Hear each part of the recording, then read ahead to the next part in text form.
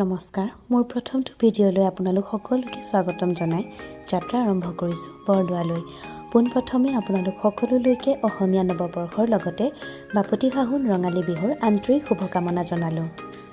আজি হ'ল বহাগ বিহুৰ তৃতীয়টো দিন অৰ্থাৎ গোসাই বিহু। সেয়েহে দেউতা মা আৰু মই মিলি আহি বৰদোৱা পালোহি। এয়া হ'ল বৰদোৱাৰ আদৰণি গেট। এনেদৰে আমি আহি পালোহি বৰদোৱাৰ শলগুৰি সত্ৰ। আহি পাই দেখিলোঁ ইয়াত এটা বেলেগ নিয়ম, মানে বহাগ বিহুৰ দ্বিতীয় দিনাখনেই এওঁলোকে গোসাই বিহু পাতে আৰু তৃতীয় দিনা মানুহৰ বিহু।